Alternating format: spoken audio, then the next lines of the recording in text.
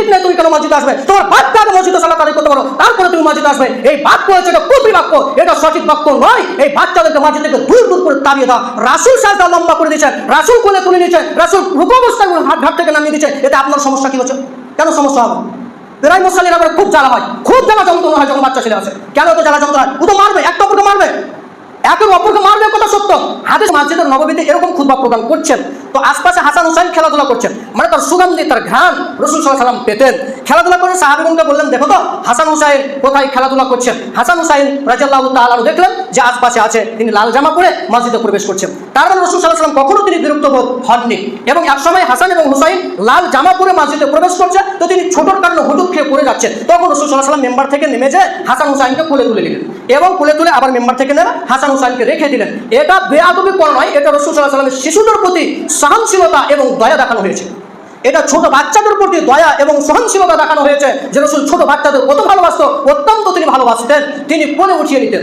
এমন হাদিস পাওয়া যায় রাসূল সাল্লাল্লাহু আলাইহি ওয়াসাল্লাম সালাতে দাঁড়িয়ে আছেন, সালাতে রুকু করেছেন, হাসান এবং হুসাইন রাদিয়াল্লাহু তাআলা আনহুমা তারা দুজন তাদের গায়ে চেপে নিয়ে তারা ঘোরাঘোরা খেলতে আরম্ভ করেছে। এমন হাদিস পাওয়া যায় রাসূল সাল্লাল্লাহু আলাইহি ওয়াসাল্লাম সাজদায় আছেন, সাজদার অবস্থায় মাথায় বসে গেছে হাসান এবং হুসাইন। আল্লাহ বলে দিলেন, মুহাম্মদ তুমি তোমার সাজদাকে লম্বা করে দাও, তুমি তোমার সাজদাকে লম্বা করে দাও, যতক্ষণ পর্যন্ত হাসান হুসাইন না নামবে ততক্ষণ পর্যন্ত তুমি সাজদা উঠেও না। তো এখন হাদিস পাওয়া যায় যে সাহাবীগণ বুঝতে পারলেন যে নামাজ কিবা কেন দেরি হচ্ছে, তারা পরবর্তী বুঝতে পারলেন যে হাসান এবং হুসাইন রাসূলের গর্দনে চেপেছিলেন। এমন হাদিস পাওয়া যায় হাসান এবং হুসাইন রাসূলের গর্দনে চেপে থাকতেন, সাজদা অবস্থায় তিনি নামিয়ে দিয়ে সাজদা করতেন, কখনো তিনি বিরক্ত বোধ হয়নি। আপনাকে আমি হাদিস থেকে কিছু বুঝতে পারছি কি, আপনার মধ্যে আকলমান্বিতা খুব কম, আপনার মধ্যে খুব দুর্বলতা, আপনার শরীরে খুব অহংকারিত, এর কারণে আপনি বাচ্চাদেরকে ধমক দিয়ে শিখিয়ে দেন। কেন ধমক দেন? বাচ্চারা সালাত নষ্ট করে না, বাচ্চারা সালাত বরবাদ করে না। সালাত বরবাদ হয় তিনটি কারণে, তার একটি কারণ হচ্ছে গাধা, একটি হচ্ছে কালো কুকুর, একটি হচ্ছে মহিলা। এই তিনটি জিনিস সালাতকে নষ্ট করে দিতে পারে, কিন্তু বাচ্চা সালাত নষ্ট করতে পারে না।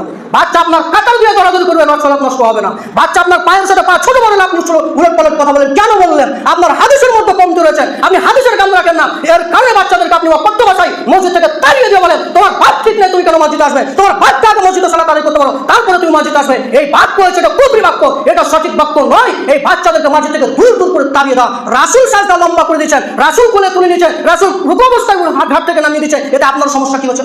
কেন সমস্যা হবে? প্রায় মুসল্লিরা আবার খুব জ্বালা হয়, খুব জ্বালা যন্ত্রণা হয় যখন বাচ্চা ছেলে আছে। কেন তো জ্বালা যন্ত্রণা হয়? ও তো মারবে, একটা অপরকে মারবে, একের অপরকে মারবে, কথা সত্য।